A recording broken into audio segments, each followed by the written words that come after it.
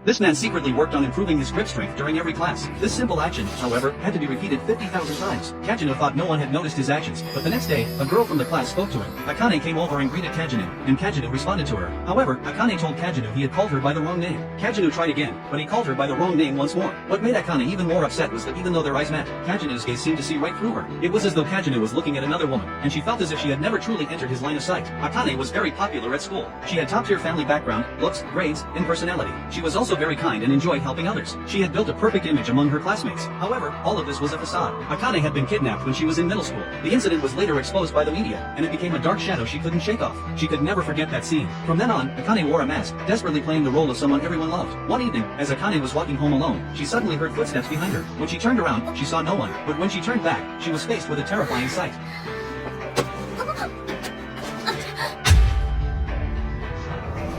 She quickly turned and ran, but her path was blocked by the accomplice of the kidnappers. Then, a man rushed forward and immediately covered her mouth and nose with a towel. Soon, Akane felt weak all over, and her consciousness began to blur. Eventually, she lost consciousness. However, in the brief moment before she fainted, she saw Kagenou. When Akane regained consciousness, she found herself in an abandoned warehouse. The two kidnappers across from her were after money, and their goal was to extort her father. Everything they said was overheard by Kagenou, who was outside the door. Kagenou calmly took off his heavy gear and gently unzipped his backpack. He pulled out tools and skillfully climbed the pipe to the roof.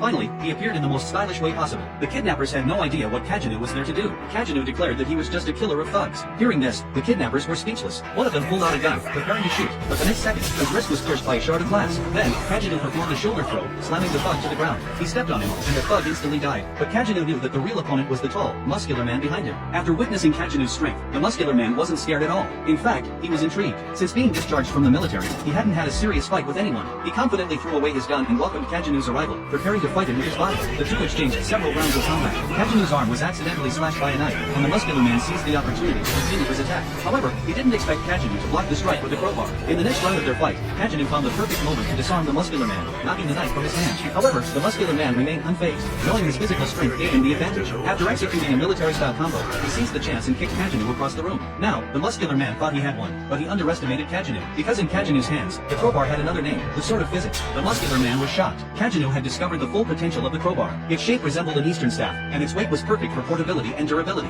It had high potential in all directions. Kagenou also trained every night, fighting against noisy street gangs. The muscular man was stunned to learn that Kagenou had been fighting gangs with nothing but a crowbar. It was then that he realized Kagenou was the masked berserker.